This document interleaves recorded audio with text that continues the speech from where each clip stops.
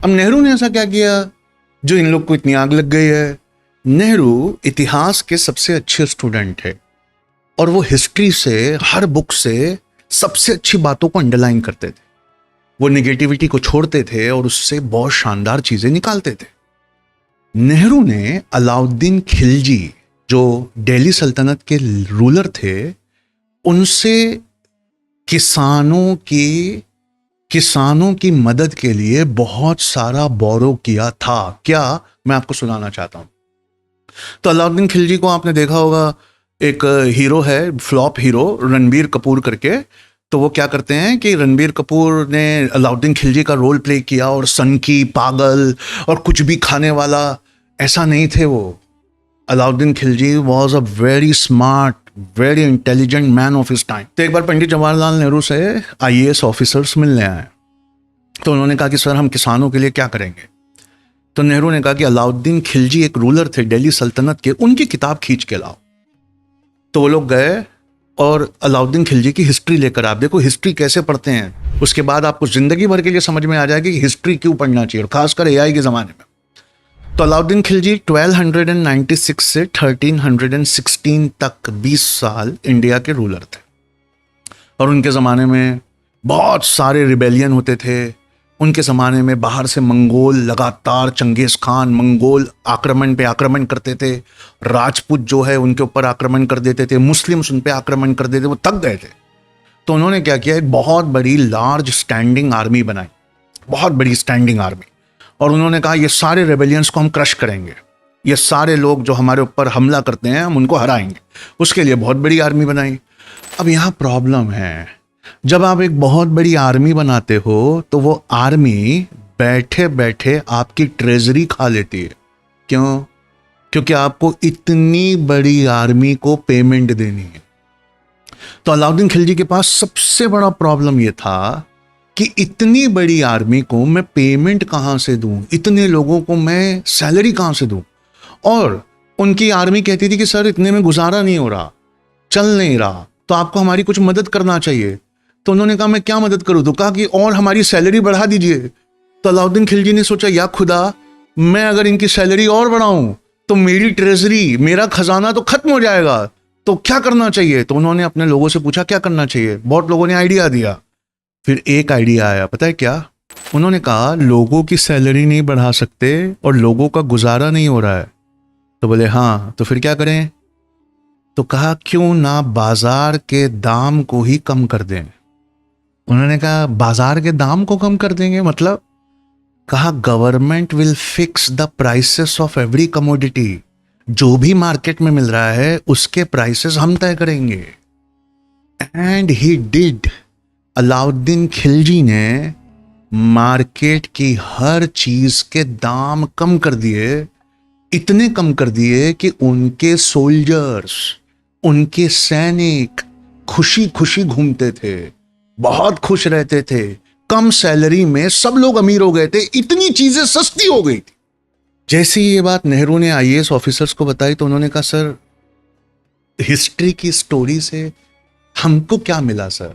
वो तो अलाउद्दीन खिलजी ने किया था ना, हम मार्केट के दाम कम नहीं कर सकते। नेहरू मुस्कुराए। उन्होंने कहा पागल, हिस्ट्री पढ़ने का यही तरीका है। बोले क्या हम भी मार्केट के दाम कम कर दें? तो कहा सर इम्पॉसिबल है सर। तो कहा एक तरह से पॉसिबल है। बोले क्या?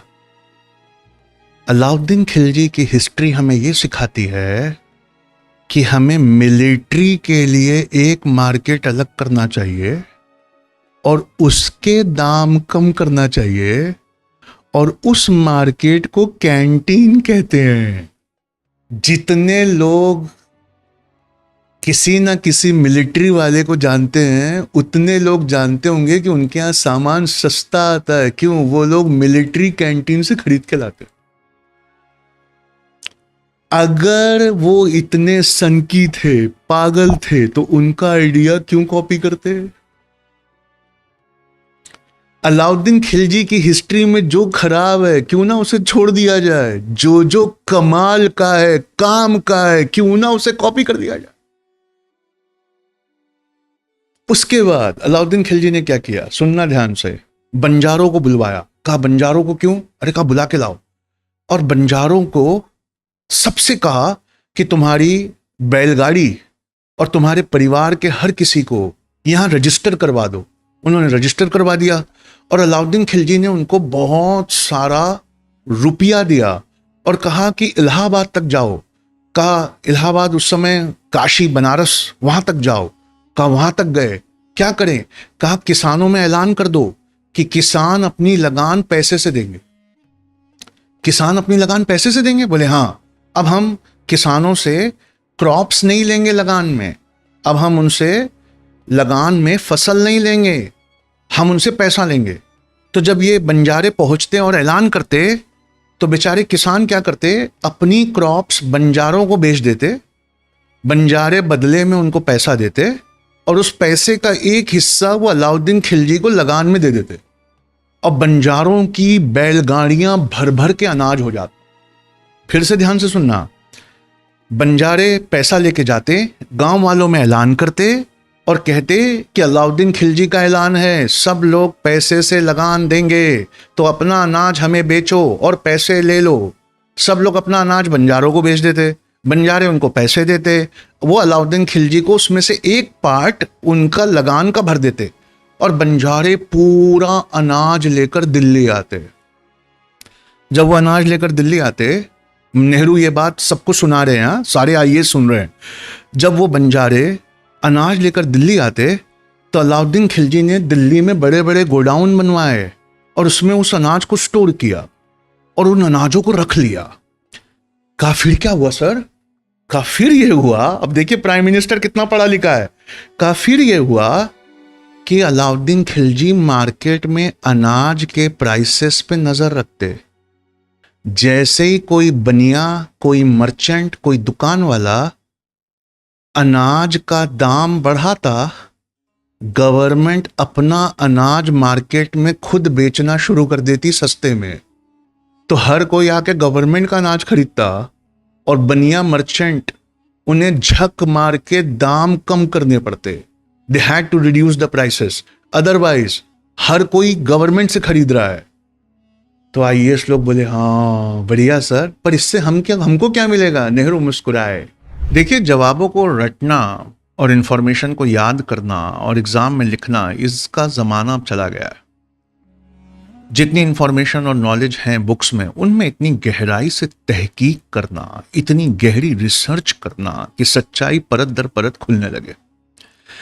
इंफॉर्मेशन प्रोसेसिंग ये अब आर्टिफिशियल इंटेलिजेंस करेगा और वो ह्यूमन बींग्स के सामने, इंसानों के सामने डेटा सेट्स रखेगा और वो कहेगा कि इनमें से आप अपने विजडम और आप अपने परखने की ताकत लगा के बताइए कि सच्चाई क्या है। ऐसा एक प्रोग्राम जो ऐसे लीडर्स पैदा करे आने वाले आर्टिफिशियल इंटेलिजेंस के जमाने में। 700 लीडर्स फ्रॉम 29 कंट्रीज उन्होंने ऑलरेडी ज्वाइन किया है। हम चाहते हैं कि आपका बच्चा भी उसका पार्ट बने। हम अगले 3 महीने ये करने वाले हैं कि उसी के सिलेबस में से कोई टॉपिक निकालकर उसे इतनी गहराई से उस पर सोचना सिखाने वाले हैं। Creativity, imagination, problem solving, sitting on the other side of the argument, identifying biases और सबसे बढ़कर 6 लेवल्स ऑफ स्ट्रेटेजिक थिंकिंग। मोहब्बत उसके दिल में डाल देंगे, पढ़ाई से, रिसर्च से, डिसीजन मेकिंग से, इवन जिंदगी जीने के प्रिंसिपल्स, उसे सीखना इस प्रोग्राम का एक बहुत इंपॉर्टेंट पार्ट है। उसके कम्युनिकेशन पे, उसके मैथ्स के प्रॉब्लम सॉल्विंग पे, सोचने के तरीके पे और इन सब चीजों पे एआई उसे ना हरा सके, हम ऐसी मेहनत करेंगे। कोई फीस है नहीं, प्लेटफॉर्म फीस 900 पर मंथ की है, 3 महीने का वो लेते हैं। तो अपने बच्चों को हमें दीजिए। कहा एक काम करते हैं ना, बोले क्या, हम लोग भी किसानों से डायरेक्ट खरीदते हैं ना। बोले डायरेक्ट कैसे? कहा मिनिमम सपोर्ट प्राइस, हर फसल का एक मिनिमम सपोर्ट प्राइस हम तय करेंगे और तय करने के बाद किसानों से खरीदकर अपने warehouse, Food Corporation of India के बड़े बड़े वेयर हाउसेस में अनाज स्टोर करेंगे और हम भी बाजार में हर दाम पे नजर रखेंगे।